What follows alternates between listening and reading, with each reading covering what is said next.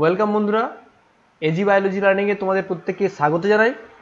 আজকে আমাদের যে ভিডিও টিউটোরিয়াল, সেই ভিডিও টিউটোরিয়ালে আজকে আমরা বায়োটেকনোলজি বা জৈব প্রযুক্তি নামক যে অধ্যায়টি আছে সেই অধ্যায়ের একটি বিশেষ অংশ সম্পর্কে জানব, যা হলো জেনেটিক ইঞ্জিনিয়ারিং বা রিকম্বিনেন্ট ডিএনএ টেকনোলজি।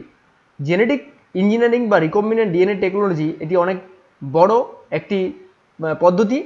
এই পদ্ধতিটি আমরা আজকের ভিডিওতে তার সাধারণ যে পর্যায়গুলি আছে এবং তার যে উপাদানগুলি আছে সেইগুলির সম্পর্কে সাধারণভাবে জানব। জেনেটিক ইঞ্জিনিয়ারিং বা রিকম্বিনেন্ট ডিএনএ টেকনোলজি কাকে বলা হয়, যদি এর সংজ্ঞাটা আমরা লক্ষ্য করি ভালো করে, তাহলে কোনো জীব থেকে, যদি সংজ্ঞাটা বলি আমরা, কোনো জীব থেকে কাঙ্ক্ষিত জিন সংগ্রহ করে জৈব প্রযুক্তিবিদ্যার সাহায্যে পোষক কোষে প্রবেশ করিয়ে পোষক জীবের চারিত্রিক বৈশিষ্ট্যের পরিবর্তন ঘটানো হলে তাকে জেনেটিক ইঞ্জিনিয়ারিং বা রিকম্বিনেন্ট ডিএনএ টেকনোলজি বলা হয়। অর্থাৎ কোনো একটা নির্দিষ্ট কাঙ্ক্ষিত জিনকে, যে জিনটির আমাদের প্রয়োজন, সেই নির্দিষ্ট কাঙ্ক্ষিত জিনকে যখন অন্য কোনো পোষক জীবের মধ্যে প্রবেশ করিয়ে নির্দিষ্ট পোষক জীবের চারিত্রিক বৈশিষ্ট্যের পরিবর্তন ঘটানো হয়, তখন সেই বিশেষ ব্যবস্থাপনাটিকে বলা হয় জেনেটিক ইঞ্জিনিয়ারিং বা recombinant DNA technology. Genetic engineering বা রিকম্বিনেন্ট ডিএনএ টেকনোলজির ফাদার বা জনক বলা হয় বিজ্ঞানী পল বার্কে। জেনেটিক ইঞ্জিনিয়ারিং বা রিকম্বিনেন্ট ডিএনএ টেকনোলজির ফাদার বা জনক বলা হয় বিজ্ঞানী পল বার্কে। তিনি 1972 সালে সফলতার সহিত ভাইরাস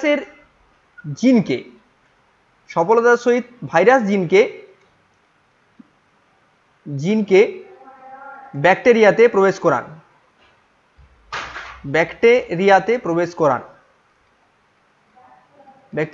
করান, যার জন্য পল বার্কে ফাদার অফ জেনেটিক ইঞ্জিনিয়ারিং বা জেনেটিক ইঞ্জিনিয়ারিং এর জনক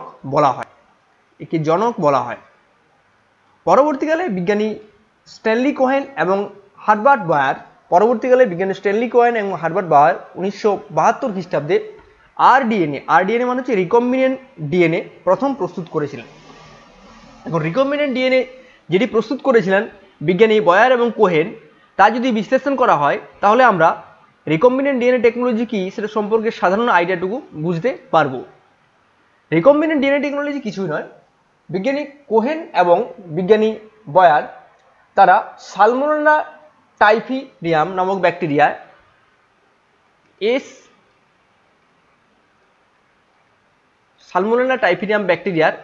নির্দিষ্ট অ্যান্টিবায়োটিক রেজিস্ট্যান্স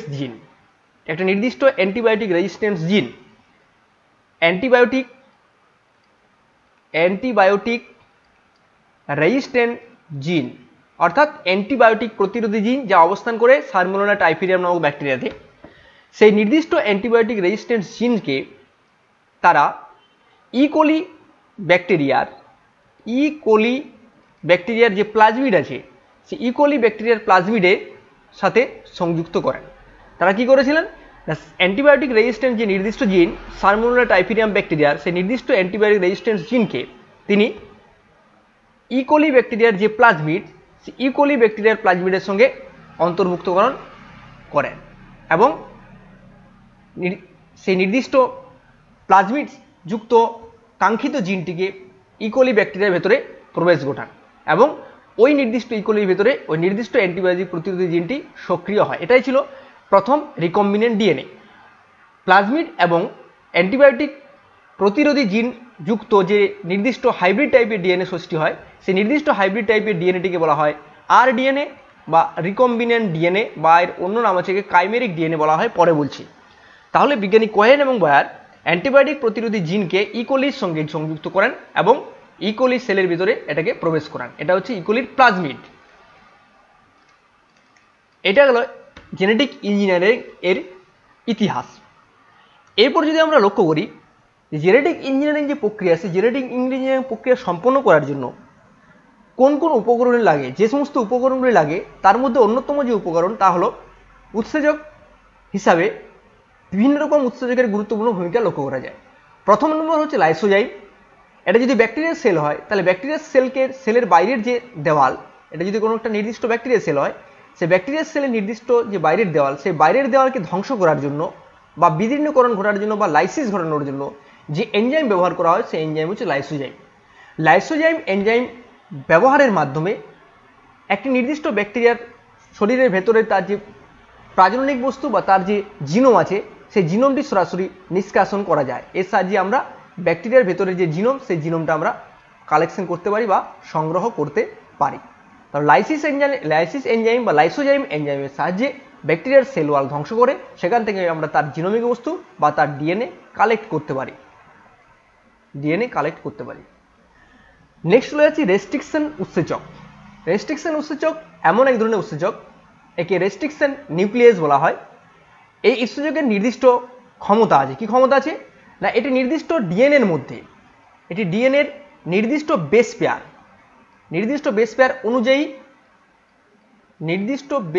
অনুযায়ী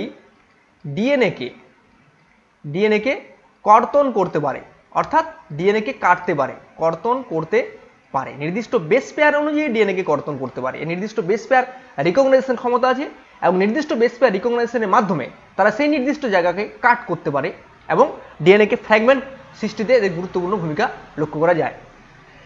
রেস্ট্রিকশন যে নিউক্লিয়াস আছে সেগুলো দুই প্রকারের হয়। এক্সোনিউক্লিয়াস মানে বুঝতে পারছি, এক্সো মানে বাইরের দিকে।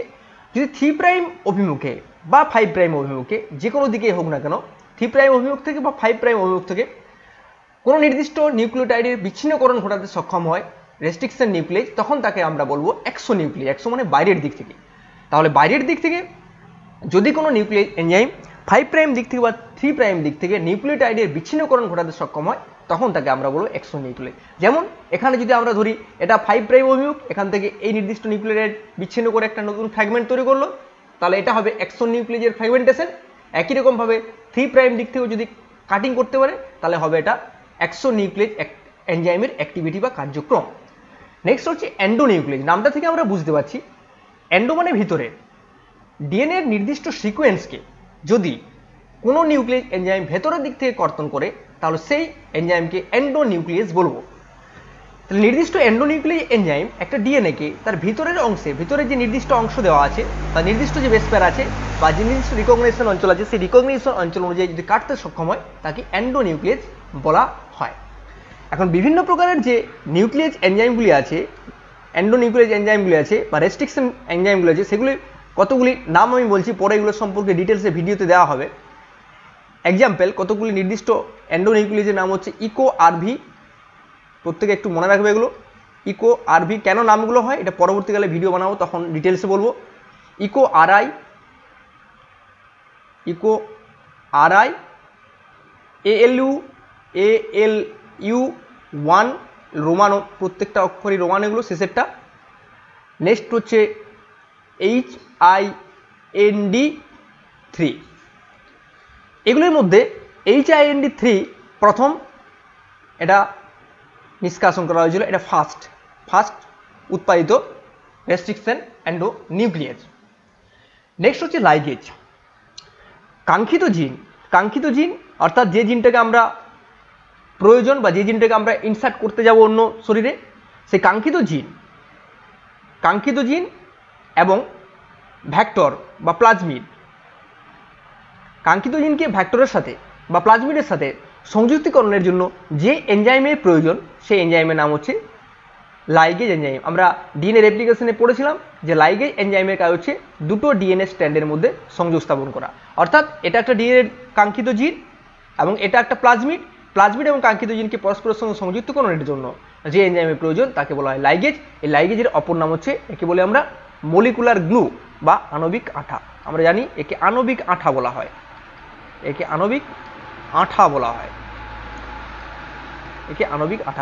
একই রকমভাবে রেস্ট্রিকশন এন্ডোনিউক্লিয়াস যেহেতু ডিএনএকে কর্তন করতে পারে তাই একে বলা হয় আণবিক কাঁচি। প্রত্যেকে এটা ভালো করে মনে রাখবে, একে আণবিক কাঁচি বলা হয়। অ্যালকালাইন ফসফেটেজ একটি গুরুত্বপূর্ণ এনজাইম। যে ডিএনএকে নির্দিষ্ট জায়গায় কর্তন করা হচ্ছে, ধরে নিলাম এই যে একটা ডিএনএ, এই ডিএনএকে নির্দিষ্ট জায়গায় কর্তন করা হয়েছে। এখন বিষয় হচ্ছে এই অবস্থা যদি ডিএনএটাকে রেখে দেওয়া হয় তাহলে কিন্তু তার দুটো প্রান্ত পরস্পরের সঙ্গে যুক্ত হয়ে যেতে পারে, অর্থাৎ পারস্পরিক যে নিউক্লিওটাইডগুলো আছে সেই নিউক্লিওটাইডগুলোর মাঝখানে কিন্তু যে কোনো সময়ে ফসফোডাইএস্টার বন্ড ফরমেশন হয়ে যেতে পারে। যাতে করে ফসফোডাইএস্টার বন্ড না ফরমেশন হয় তার জন্য অ্যালকালাইন ফসফেটেজ কোনো একটা নির্দিষ্ট প্রান্ত থেকে তার যে ফসফেট গ্রুপ সেই ফসফেট গ্রুপে আমি দেখিয়েছি এখানে এই ডিএনএটাতে, এটা ফসফেট গ্রুপ লাল কালারের, এই ফসফেট গ্রুপটাকে সেখান থেকে অপসারণ করে দেয় এবং যাতে করে ডিএনএটা সহজে আবার জুড়ে যেতে না পারে সেই ব্যবস্থা বা বন্দোবস্ত করে। এগুলো হলো সাধারণ এনজাইমগুলির কাজ। নেক্সট হচ্ছে ভেক্টর। ভেক্টর কাকে বলে? ভেক্টর মানে হচ্ছে বাহক। না, পোষক কোষে যে কাঙ্ক্ষিত ডিএনএ আছে, সেই পোষক কোষে কাঙ্ক্ষিত ডিএনএকে প্রবেশ করার জন্য যে বহিরাগত ডিএনএ অনুযুক্ত করা হয় তাকে ভেক্টর বলা হয়। আমরা যে নির্দিষ্ট ডিএনএটিকে আমরা প্রবেশ করানো বা নির্দিষ্ট জিনটিকে কোনো একটা জীবের মধ্যে প্রবেশ করাতে ইচ্ছা আমাদের হচ্ছে, সেই নির্দিষ্ট জিনটিকে আমরা সরাসরি কিন্তু কোনো সেলের ভিতরে বা পোষক কোষের ভিতরে প্রবেশ করাতে পারবো না। তাকে প্রবেশ করানোর জন্য যে নির্দিষ্ট ডিএনএ প্রয়োজন হয় সেই নির্দিষ্ট ডিএনএকে বলা হয় ভেক্টর বা জিন ক্যারিয়ার। তাকে বলা হয় ভেক্টর বা জিন ক্যারিয়ার। অর্থাৎ এটা যদি কাঙ্ক্ষিত জিন হয়, এই কাঙ্ক্ষিত জিনকে যার সাথে সংযুক্তকরণ করে আমরা কোনো একটা সেলের ভিতরে প্রবেশ করাবো, সেই নির্দিষ্ট ডিএনএটিকে, যে নির্দিষ্ট ডিএনএ দ্বারা ওই নির্দিষ্ট জিনটি কোষের ভিতরে প্রবেশ করছে, সেই নির্দিষ্ট ডিএনএটিকে বলবো আমরা ভেক্টর। এটা হচ্ছে ডিএনএ, ডিঅক্সিরাইবোনিউক্লিক অ্যাসিড ডিএনএ, এটা হচ্ছে ভেক্টর। একে ভেক্টর বা যেহেতু জিন এর মধ্যে ক্যারি করে নিয়ে যায়, তাই এর অপর নাম হলো জিন ক্যারিয়ার। কতগুলি গুরুত্বপূর্ণ ভেক্টর হলো, যেমন হচ্ছে পিবিআর 322, এটা প্লাজমিড, এটা হচ্ছে প্লাজমিড। একই রকমভাবে আরও আছে, যেমন হচ্ছে পিইউসি 19, বিএসি ব্যাকটেরিয়াল আর্টিফিশিয়াল ক্রোমোজোম। একই রকমভাবে ওয়াইএসি হিউম্যান জেনোমিক প্রজেক্টে ব্যবহৃত হয়েছিল, ইস্ট আর্টিফিশিয়াল ক্রোমোজোম। একই রকমভাবে এইচএসি হিউম্যান আর্টিফিশিয়াল ক্রোমোজোম। এর প্রত্যেকটাই ভেক্টর হিসেবে কাজ করে। পরবর্তীকালে ভেক্টর সম্পর্কে যখন আলাদা ভিডিও বানানো হবে তখন ভেক্টরের এই বিশেষ এগুলো সম্পর্কে আলোচনা করা হবে। প্রকারভেদ। এখন বিষয় হচ্ছে যে ভেক্টর দুই প্রকারের হয়, একটা ক্লোনিং ভেক্টর এবং একটা হচ্ছে এক্সপ্রেশন ভেক্টর। ক্লোনিং ভেক্টর এবং এক্সপ্রেশন ভেক্টর, যে সমস্ত ভেক্টর পোষক কোষে প্রবেশ করার পর শুধুমাত্র প্রতিলিপ গঠন করে, শুধুমাত্র তার প্রতিলিপ বা অসংখ্য কপি সৃষ্টি করে, জিনের এক্সপ্রেশন ঘটায় না, শুধুমাত্র প্রতিলিপ গঠন করে জিনের এক্সপ্রেশন বা বহিঃপ্রকাশ ঘটায় না, তাদেরকে ক্লোনিং ভেক্টর বলা হয়। ক্লোনিং ভেক্টরের সাহায্যে ডিএনএ প্রোব তৈরি করা হয়। ক্লোনিং ভেক্টরের সাহায্যে ডিএনএ প্রোব তৈরি করা হয়। আর এক্সপ্রেশন ভেক্টরের সাহায্যে যে সমস্ত ভেক্টর পোষক কোষে প্রবেশ করার পর যে জিনটি প্রবেশ করেছে সেই জিনটির বহিঃপ্রকাশ ঘটাতে পারে, তাদেরকে এক্সপ্রেশন ভেক্টর বলা হয়। এক্সপ্রেশন ভেক্টরের মাধ্যমে যেমন ইনসুলিন তৈরি করার জন্য যে জিনকে কোষের মধ্যে প্রবেশ করানো হয়, সেই জিন থেকে ট্রান্সলেশন প্রক্রিয়ার মাধ্যমে ইনসুলিন নামক প্রোডাক্ট তৈরি হয়। তাহলে এখন প্রোডাক্ট তৈরি হচ্ছে, অর্থাৎ জিনের বহিঃপ্রকাশ সম্পন্ন হচ্ছে। তাহলে জিনের বহিঃপ্রকাশ যদি সম্পন্ন করতে পারে ভেক্টরটি, তাহলে তাকে এক্সপ্রেশন ভেক্টর বলা হয়। পোষক কোষ সাধারণত ব্যাকটেরিয়া কোষ, যেমন বিশেষত ইকোলি, ইস্ট কোষ, প্রাণী কোষ, উদ্ভিদ কোষ প্রভৃতি কোষগুলিকে পোষক কোষ হিসাবে বায়োটেকনোলজির ক্ষেত্রে, বিশেষত জেনেটিক ইঞ্জিনিয়ারিং ক্ষেত্রে ব্যবহৃত হয়। প্রযুক্তি, যে সমস্ত প্রযুক্তিগুলি ছাড়া বায়োটেকনোলজির এই শাখাটি অন্ধকার, তা হলো ইলেকট্রোফোরেসিস। কাঙ্ক্ষিত জিনকে তার কপি অনুযায়ী, তার যে মলিকুলার ওয়েট অনুযায়ী তাকে চয়েস করার ক্ষেত্রে ইলেকট্রোফোরেসিস ব্যবহৃত হয়। মানে যে ডিএনএ আমরা কাঙ্ক্ষিত ডিএনএকে বার করানোর জন্য যে ডিএনএ বার করছি, সেটাকে প্রথমে ফ্র্যাগমেন্টেশন করতে হয়, ফ্র্যাগমেন্টেশন করার পর তাকে ইলেকট্রোফোরেসিস চালনা করতে হয়, তারপরে যে নির্দিষ্ট ডিএনএটির প্রয়োজন আমাদের বা জিনটির প্রয়োজন, সেই জিনটিকে আমরা কালেক্ট করি। একই রকমভাবে নর্দার্ন ব্লটিং আছে, সাউদার্ন ব্লটিং আছে, ওয়েস্টার্ন ব্লটিং, এগুলো সম্পর্কে ডিটেলসে পরে বলা হবে। পিসিআর আছে, যদি জিনটিকে বৃদ্ধিপ্রাপ্তি ঘটানো হয়, জিনটির পরিমাণ কম থাকে, তাহলে তার কপি বেশি তৈরি করতে হলে পিসিআর বা জিন অ্যাম্প্লিফিকেশন পদ্ধতিগুলি সাধারণত বায়োটেকনোলজির এই শাখার ক্ষেত্রে খুবই গুরুত্বপূর্ণ। নেক্সট হচ্ছে পদ্ধতি, কিভাবে ঘটনাটা সম্পন্ন করা হয়। কাঙ্ক্ষিত ডিএনএ ধরে নিলাম, কাঙ্ক্ষিত একটা ডিএনএ, সেই কাঙ্ক্ষিত ডিএনএটি কোনো একটি ব্যাকটেরিয়ার মধ্যে আছে। যে নির্দিষ্ট ব্যাকটেরিয়া আছে, সেই ব্যাকটেরিয়াকে তার যে সেল ওয়াল আছে, সেই সেল ওয়ালকে লাইসোজাইম দ্বারা প্রথমে ট্রিট করা হয়, সেল ওয়াল বিদীর্ণ করা হয় এবং সেল ওয়াল বিদীর্ণকরণের পর সেখান থেকে যে নির্দিষ্ট তার জিনোম আছে সেই জিনোমকে নিষ্কাশন ঘটানো হয়। একই রকমভাবে প্লাজমিডের যে প্লাজমিড অর্থাৎ যার মধ্যে ভ্যাক্টর আছে সে ভ্যাক্টরকেও একই রকম পদ্ধতির মাধ্যমে নির্গমন ঘটানো হয়। এরপর নির্দিষ্ট আরই এনজাইম, একটি নির্দিষ্ট আরই এনজাইম অর্থাৎ রেস্ট্রিকশন এন্ডোনিউক্লিয়েজ এনজাইম, আরই এনজাইম দ্বারা ভ্যাক্টর, এটা হচ্ছে ভ্যাক্টর, আর এটা হচ্ছে কাঙ্ক্ষিত জিন বা একে বলা হয় প্যাসেঞ্জার জিন কাট করা হয়। আরই দ্বারা উভয়কেই কাট করা হয়, ভ্যাক্টরকেও কাট করা হয় এবং যে নির্দিষ্ট কাঙ্ক্ষিত জিন যে জিনোমের মধ্যে আছে তাকেও কাট করা হয়। কাট করার পর যে নির্দিষ্ট কাঙ্ক্ষিত জিনটি, সেই নির্দিষ্ট কাঙ্ক্ষিত জিনটি এবং ভ্যাক্টরটিকে, সেই নির্দিষ্ট কাঙ্ক্ষিত জিন এবং ভ্যাক্টরটিকে পরস্পরের সঙ্গে জুড়ে দেওয়া হয় ডিএনএ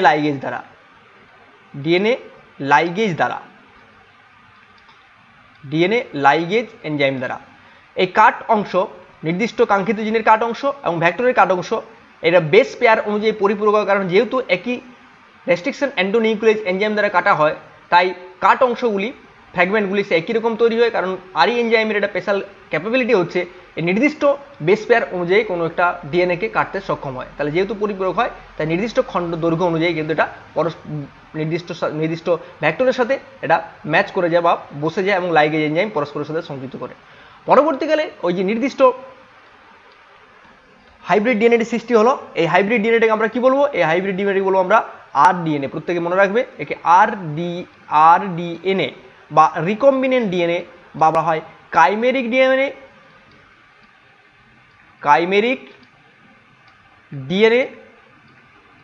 বা একে হাইব্রিড ডিএনএ বলা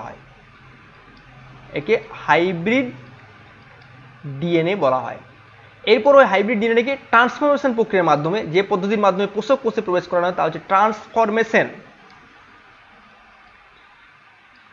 ট্রান্সফরমেশন প্রক্রিয়ার মাধ্যমে পোষক কোষের ভিতরে, এটা হোস্ট সেল এর ভেতরে প্রবেশ করে দেওয়া হয় এবং পরবর্তীকালে হোস্ট সেল থেকে যে উদ্দেশ্যটা প্রবেশ করা হয়েছিল সেই উদ্দেশ্য অনুযায়ী প্রোডাক্ট বা জিনের কপি সেগুলো কালেকশন করা হয়। তো এটা হলো সাধারণ পদ্ধতি। প্রথমত লাইসোজাইম এনজাইম দ্বারা কাঙ্ক্ষিত জিনকে কালেকশন করা এবং সেই কাঙ্ক্ষিত জিনকে আরই এনজাইম দ্বারা কাট করে তার নির্দিষ্ট খণ্ডকে সংগ্রহ করে ভ্যাক্টরের সাথে তাকে সংযুক্তিকরণের মাধ্যমে যে রিকম্বিনেন্ট ডিএনএ বা কাইমেরিক ডিএনএ প্রস্তুত হচ্ছে বা যে হাইব্রিড ডিএনএ প্রস্তুত হচ্ছে, সেই হাইব্রিড ডিএনএকে ট্রান্সফরমেশন পদ্ধতির মাধ্যমে হোস্ট কোষের মাধ্যমে প্রবেশ করানো।